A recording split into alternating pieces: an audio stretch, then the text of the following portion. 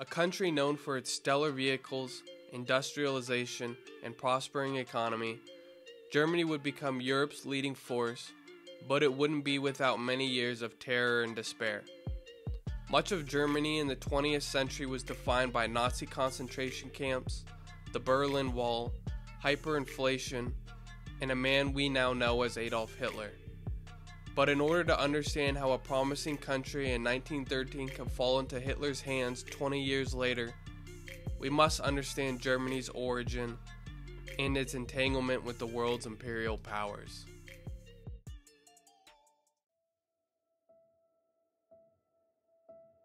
From the first settlers of Scandinavia until the mid-1800s, Germany was defined by a geographic area of German speakers rather than an established country. It wasn't until the overthrow of Napoleon Bonaparte in 1813 that the German states would begin to form an idea of a united nation under the German tongue. They hoped that in 1814 the Treaty of Paris would award them such. However, it was decided that the 39 German states would remain independent, loosely held together by the newly formed Confederation. The states would be known as Prussia, but the dream of a unified Germany would cease to disappear. After Napoleon's reign, the French monarchy returned to power until 1813, when King Charles X was overthrown by his cousin, Louis Philippe. For another 18 years, Philippe would rule until he was overthrown, replacing the monarchy with the Democratic Republic state. Their first elected leader, Louis Napoleon Bonaparte III, Napoleon's grandson, would become the first French president. But before his 4-year term ran out, he would make himself Prince President for life in early December of 1851, and would become France's last emperor. Napoleon began rebuilding an empire, leading the French into a series of wars over the next 20 years, prospering a nation overconfident in their own military capabilities. Ignited by their neighbors, in May of 1848 the Germans saw their opportunity to overthrow the reign, one Prussian King Frederick William IV. The revolutionaries forced the king's hand into the Frankfurt Parliament, a national assembly lasting until March of 1849. The discussions for an elected leader were unsuccessful, however, and the king was able to keep his reign for another 12 years. Someone who initially disagreed with the annexing of Germany was Otto von Bismarck, a political advisor who would become the minister-president in 1862. A typical Prussian conservative, he realized that a consolidated Germany was needed to establish power in Europe, and would only become inevitable. Attempting to unite all of Germany under one leadership, he would engage in a series of wars throughout the 1860s, unifying German states in Denmark and Austria-Hungary under Prussian leadership. The relations between Prussia and France turned sour in March of 1867. As a peace offering, Bismarck offered Napoleon III Luxembourg, land between France and Germany.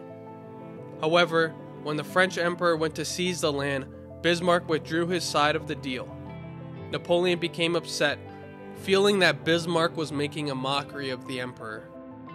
Tensions would further rise in 1868 when Spain had a revolution, overthrowing Queen Isabella II. On June 21st of 1870, Otto von Bismarck gave the throne to a member of the Prussian royal family, one Leopold the Prince of Hohenzollern. France, fearful of Prussian leadership on both sides of its borders, forced Leopold to withdraw on July 11th. Distraught by Prussia's current course, French Ambassador Vincent Benedetti demanded cooperation from Prussia in future relations. However, Bismarck had his eyes on war, so he leaked a script of their conversation to the press, depicting the ambassador much more cruel than he actually was. Paris was outraged, and streets were filled with chants of war. Thus, on July 19th, France declared war on Prussia. Once war was declared, all German states unified under Bismarck's leadership. With a united Germany, the battle began on August 4th of 1870, resulting in a dominant German victory. With a series of grueling losses over the next month, the French began retreating further back into their own territory. On September 1st, the Battle of Gravelotte would become a turning point in the war. After France's head of command was injured in battle, 2 commanders were appointed to his position, creating an unclear line of instruction for the troops. This resulted in location issues, confusion on the battlefield, and overall low morale by the French forces. The battle would be an absolute slaughter of the French by the Prussians. The next day, Bismarck met the Emperor for a French surrender. Officials in Paris were visibly upset with Napoleon, removing him from office on September 4th. The French government offered Prussia 200 million francs for a surrender. However, Bismarck demanded much greater terms. Upset, the negotiator Jules Favre ended peace talks with Bismarck. As the Germans furthered their march towards the capital, nearby villages fled inside the surrounding walls. A city fortified by 16 forts and 33 kilometers of 10-meter-high walls, Paris planned to fight until the very end. The Germans did not engage, however, but rather encircled the city to force a surrender. The siege of Paris had begun, resulting in 131 days of a cruel stronghold by the Germans to cut off the capital from the world. Only having 80 days worth of food and supplies, the city would begin eating livestock, horses, house pets, and then resorting to rat meat. Paris would survive the rest of 1870, even when aerial bombing began in early December. The final blow to France was on January 19th of 1871, when the last 100,000 French troops fought to free the city, only to be quickly defeated.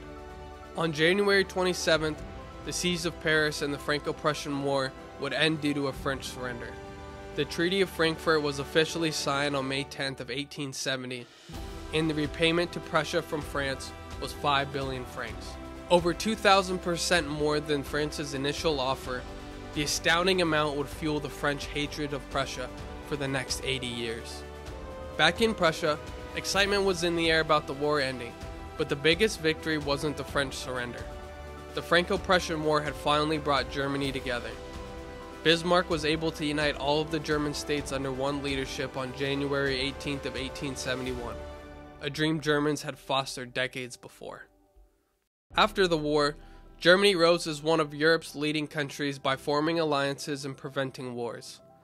The Reinsurance Treaty, an alliance with Russia, helped prevent encirclement by opposing forces on German borders.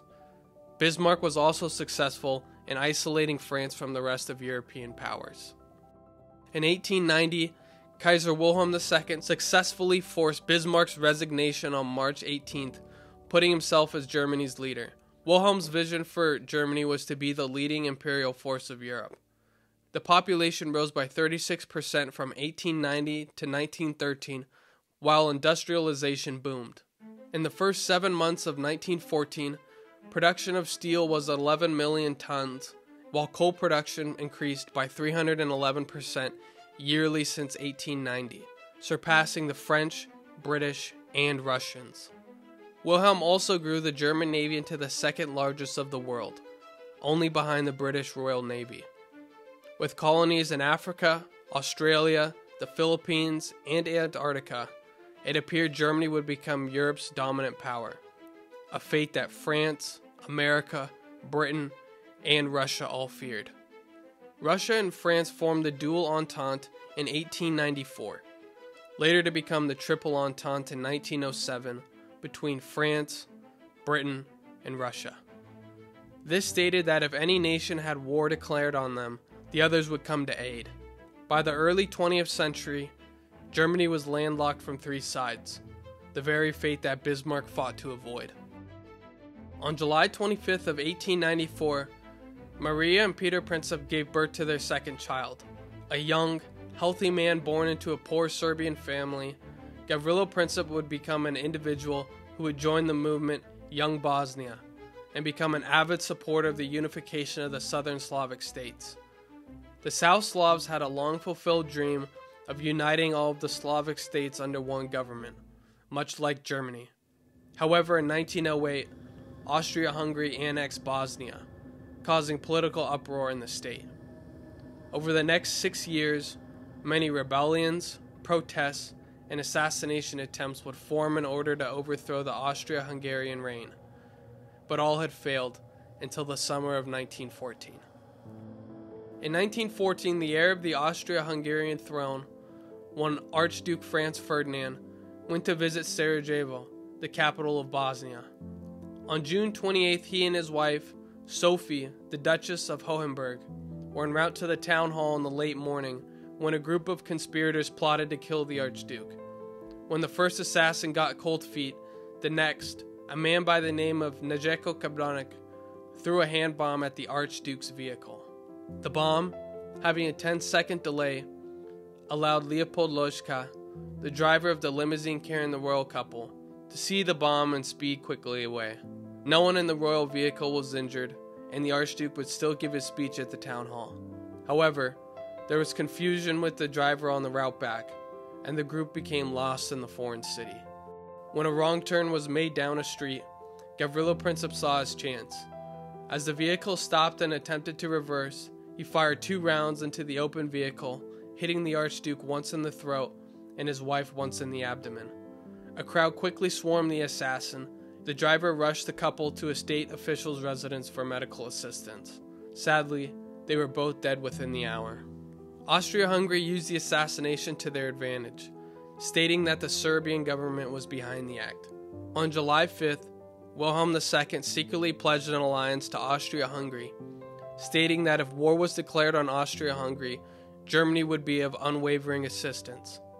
On July 28th, Austria-Hungary declared war on Serbia.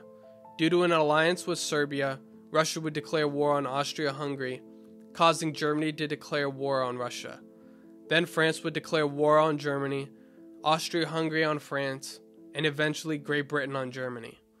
Within the next 7 days, 8 of Europe's most dominant powers would be at war. What we now know as the Great War lasted a total of 1,567 days, from July 28th of 1914 to November 11th of 1918. A war that introduced trenches, machine guns, tanks, mortars, military aircraft, torpedoes, and chemical warfare, would claim 16 million lives and leave 20 million wounded. The Great War would be known as the most gruesome endeavor the planet has ever known. If you enjoyed this video, please like and subscribe. Also leave a comment below with your thoughts about the topic. I've linked my Substack below in the video description, where I discuss the topic further and talk about my own personal experiences regarding the subject. Thanks again for your support. Enjoy.